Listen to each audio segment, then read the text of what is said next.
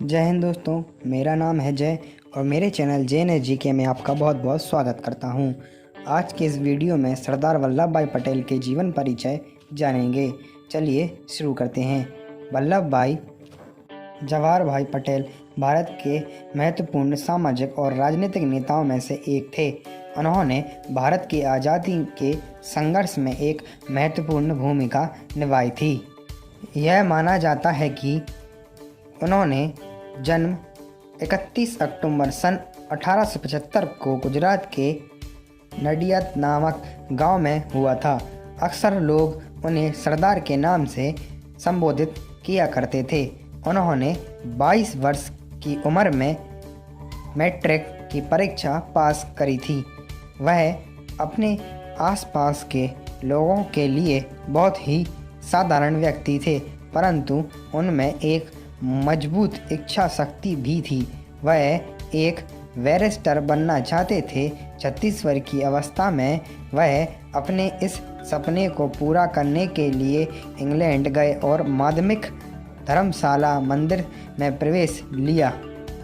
उन्होंने अपने 36 महीने के कोर्स को सिर्फ 30 महीने में ही पूरा कर लिया।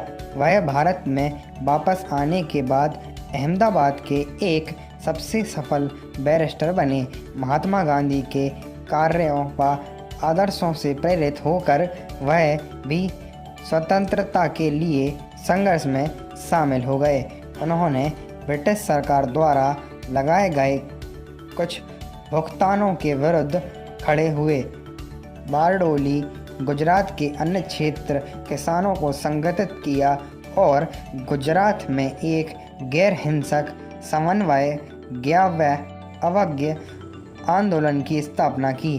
वह अपने लक्ष्य में सफल हुए और ब्रिटिश सरकार को उस वर्ष के राजस्व के भुगतान में माफ़ करना पड़ा।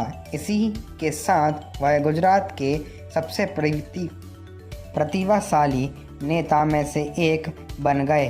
सन 1920 में वह गुजरात प्रतिभाशाली नेता में से एक बन गए।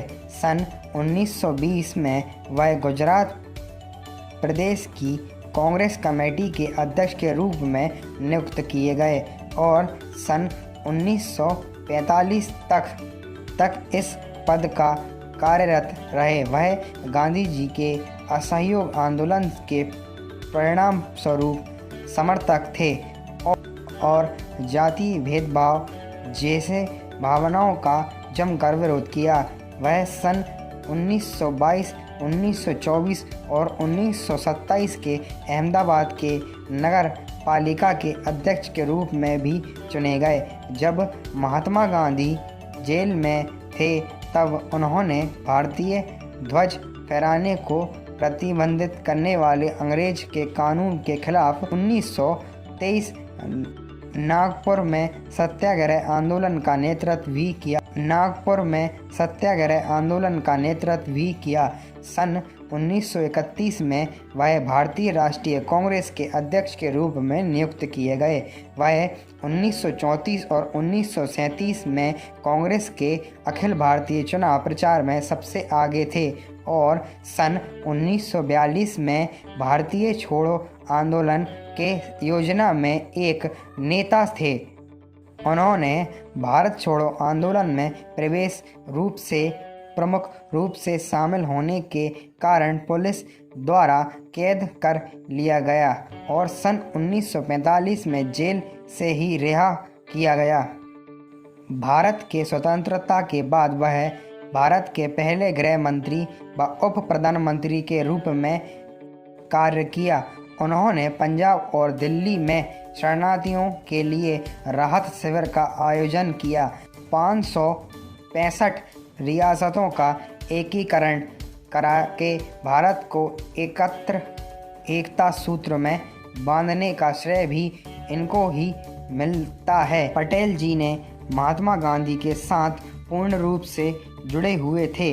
महात्मा गांधी की मृत्यु के बाद से उनके भी स्थिति बिगड़ने शुरू हो गई और गांधी जी की मृत्यु के 2 महीने के भीतर ही 15 दिसंबर 1950 को दिल का दौरा पड़ने के कारण उनका निधन हो गया। वह एक साहसी और दृढ़ निश्चय व्यक्ति थे। उन्होंने भारत का लोहा पुरुष के नाम से कहलाने लगे। यह कथन सत्य है। अब हम सरदार वल्लभ भाई पटेल के संबंध में कुछ प्रमुख तथ्य व जानकारियाँ इकट्ठी करेंगे। जन्म 31 अक्टूबर 1875 में गुजरात में हुआ। मृत्यु 15 दिसंबर 1950 में हुई। पिता का नाम जवाहरभाई किसान था। माता का नाम लाडबाई था। बड़े भाई सोमभाई, नरसिंहभाई और विट्ठलभाई पटेल थे। छोटे भाई काशीबाई, बहन देहीबा, पुत्र दहियाबाई, पुत्री मीनाबेन। निवासी स्थान महामारी रोग से ग्रसित होने के कारण वह नदियाद में अकेले रहने लगे और धीरे धीरे स्वस्थ हो गए। पत्नी का कैंसर। पटेल की पत्नी कैंसर रोग से ग्रसित थीं। उनकी मृत्यु एक प्रमुख सर्जरी ऑपरेशन के दौरान हुई थी।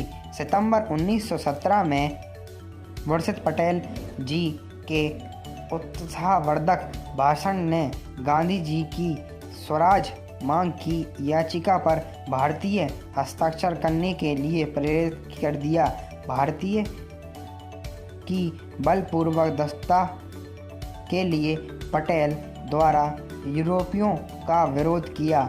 उन्होंने खेड़ा जिले में महामारी और भुखमरी के समय राहत प्रसव का आयोजन किया। सरदार वल्लभ भाई पटेल का शुरुआती राजनीतिक जीवन। सरदार वल्लभ भाई पटेल ने गांव-गांव जाकर करों के भुगतान को जमा न करने के लिए अधिकतम लोगों को एकत्रित कर राज्य व्यापारी विद्रोह शुरू किया।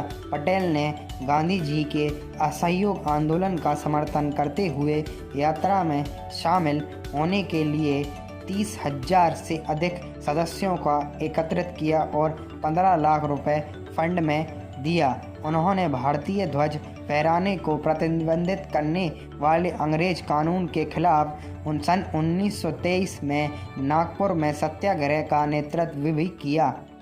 भारत छोड़ो आंदोलन में द्वितीय विश्व युद्ध के बाद पटेल जी ने केंद्रीय व प्रांतीय विधान सभाओं में कांग्रेस की वापसी के लिए नेहरू के फैसले का समर्थन किया। सन 1940 में वह 9 माह के लिए जेल भी गए। सन 1942 में उन्होंने क्रिप्स मिशन में प्रस्ताव को खारिज कर दिया।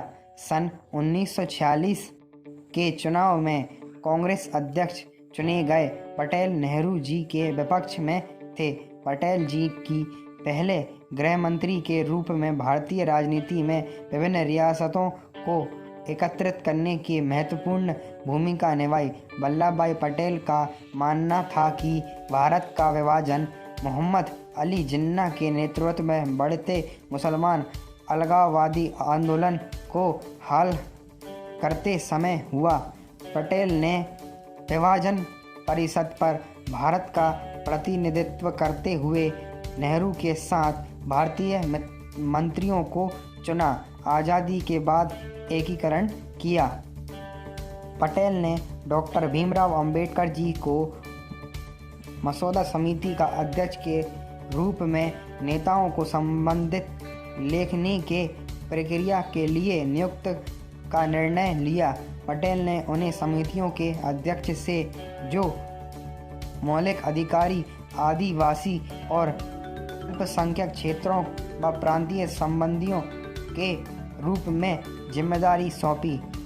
भारतीय नेतृत्व में जब दिसंबर 1947 में पाकिस्तान ने कश्मीर पर आक्रमण किया तो तब पटेल तुरंत कश्मीर के लिए सेना भेज दी, लेकिन नेहरू और माउंटबेटन के साथ सहमत होने पर उन्होंने कश्मीर के सम्राट का भारत में आने का इंतजार किया। फिर पटेल ने भारत के सैन्य अभियानों के माध्यम से श्रीनगर बारामूला को सुरक्षित अतिक्रमणियों से अधिक क्षेत्र प्राप्त कर लिया।